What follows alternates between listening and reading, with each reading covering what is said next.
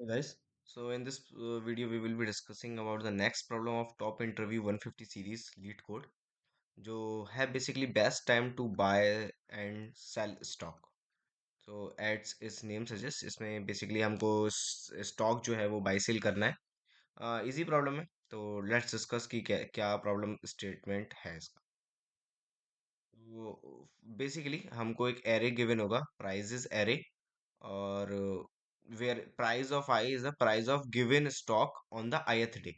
तो उस मतलब बेसिकली जीरोथ, अगर इंडेक्स है, जीरो इंडेक्स है, तो जीरोथ डे पर क्या प्राइस था उस स्टॉक का वो हमें एरे बता रहा है। So, and you want to maximize your profit by choosing a single day to buy one stock and choosing a different date in the future to sell that stock.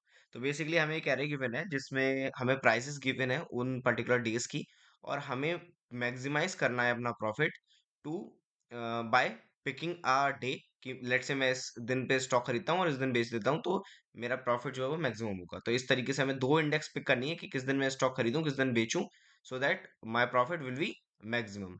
Return the maximum profit you can achieve from this transaction. So basically हमें एक transaction allow है, एक transaction हम कर सकते हैं और उसके बेसिस पे हमें प्रॉफिट को मैक्सिमाइज करना है। If you can not achieve any profit, return zero. So in case कोई भी प्रॉफिट पॉसिबल ही नहीं है from the given array, then just return zero in that case. ठीक है, तो let's move on to the editor और समझते हैं कि हम कैसे इसको अप्रोच कर सकते हैं। तो लेट्स टेक एन एग्जांपल। मैं प्राइजेस एरे ले लेता हूँ। लेट्स टेक 7, 6, 1, 2 और 4। ठीक है, तो इसमें मेरा जो प्रॉफिट होगा मैक्सिमाइज वो किस दिन होगा? तो अगर मैं इस दिन स्टॉक खरीदता हूँ और इस दिन बेच देता हूँ, तो मेरा प्रॉफिट जो होता है वो होता है 4 - 3, that is equal to, sorry, 4 - 1, that is equal to 3। ठीक है, तो 4 - 1 that is equal to 3। So in this case my profit is 3। सो अगर मैं इस दिन खरीदता, तो इज देयर एनी वे कि मैं किसी दिन बेचकर कुछ भी प्रॉफिट कमा सकता? नहीं, क्योंकि 7 इज दी मैक्सिमम। तो अगर किसी भी दिन मैं बेचूंगा तो मेरे को लॉस ही होना है। सेम विद 6, 6 के बाद कोई भी मेरा बड़ा नहीं है। ऐसा तो पॉसिबल नहीं है कि मैं लेट से पहले दिन पर जीरो डे का मतलब सेल मैं जीरो डे पे कर दूं और बाय मैं इस दिन करूं। यहाँ पर शॉर्ट सेलिंग तो चल नहीं रही है, तो इट इज नॉट पॉसिबल। ठीक है, तो अगर मैं इस दिन बाय करता तो मैं 2 4 को बेचता, तो it will come out to be 4 - 2 that is 2 which is less than 3। तो और उसके बाद तो फिर मेरे पास डे ही नहीं बचते हैं। तो this transaction is the maximum one. So if I buy on this day and sell on this day, then my profit will be maximum. So let's see how we can approach this problem.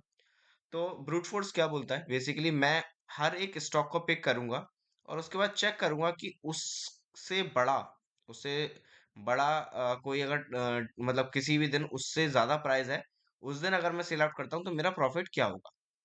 तो let's take an example. मैंने max एक variable ले लिया, initially it is zero.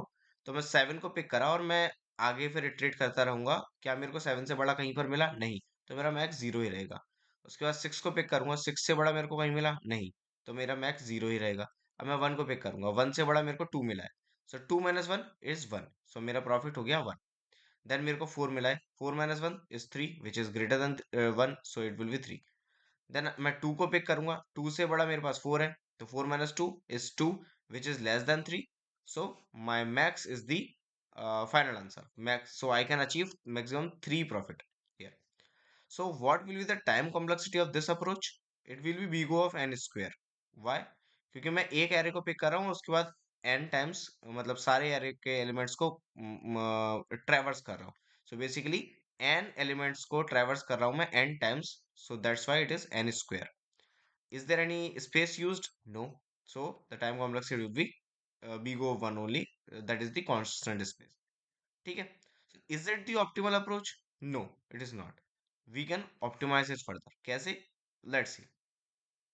सो अगर मैं एक दिन stock pick करता हूँ किसी भी दिन, और मैं आगे मूव करता रहता हूँ, तो basically her point of time पे मुझे क्या पता होना चाहिए? हर पॉइंट ऑफ टाइम पे मुझे पता होना चाहिए कि मैंने किस दिन स्टॉक खरीदा था, और जिस दिन भी मैंने स्टॉक खरीदा था, क्या मैं अगर आज सेल कर दूं तो कितना प्रॉफिट मेरे को हो रहा है।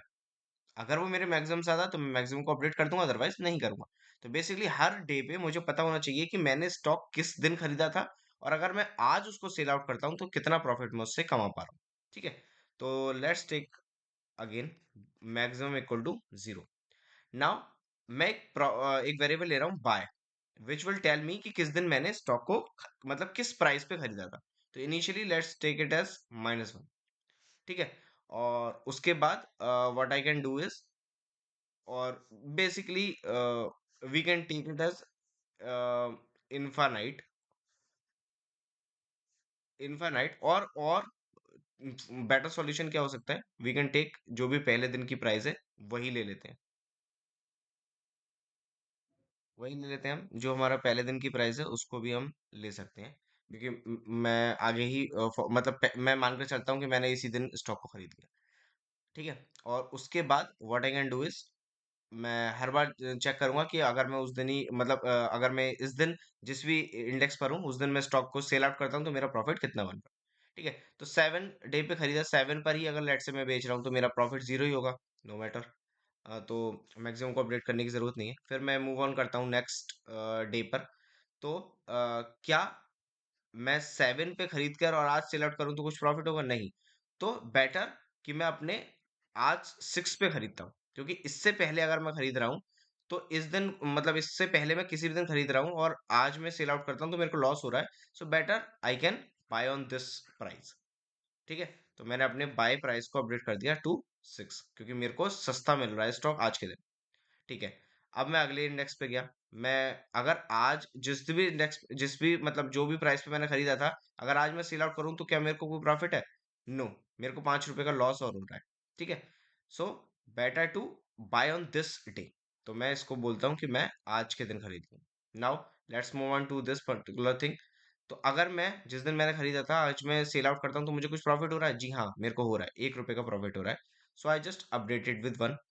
तो क्या मेरे को आज खरीदना चाहिए? नहीं, क्योंकि वो मेरे पास ऑलरेडी सस्ता खरीदा हुआ है, तो मैं आज क्यों ही खरीदूं। तो मैं अगले दिन मूव करता हूँ। ना अगले दिन क्या मैं आज सेल आउट करूँ तो मुझे कुछ प्रॉफिट होगा? जी हाँ, 3 रुपीज का। सो आई विल अपडेट इट 3। और मेरे को कोई अपडेट करने की जरूरत नहीं, क्योंकि ऑलरेडी मैं सस्ते पे खरीद चुका हूँ। Now array is exhausted, so 3 is my answer. तो कितने मतलब मेरे को इसमें कितने ऑपरेशन करने पड़े? Just big O of N. The time complexity will be big O of N, क्योंकि मैं एक एक बार सबको ट्रेवर्स कर। The space complexity will be big O of one only, क्योंकि मेरे को एक्स्ट्रा स्पेस की जरूरत नहीं पड़ी। तो बेसिकली द क्या इंट्यूशन थी इसके बिहाइंड, मैं हर एक दिन पर ये चेक करूंगा कि जिस दिन मैंने खरीदा था स्टॉक, क्या मैं आज सेल आउट कर रहा हूं तो मुझे प्रॉफिट हो रहा है? अगर हो रहा है और वो मेरे मैक्सिमम से ज्यादा है तो मैं उसको कंसीडर कर लूं। नहीं हो रहा, मतलब मेरा आज स्टॉक प्राइस प्रीवियस प्राइस से सस्ता है, तो मैं आज खरीदूंगा।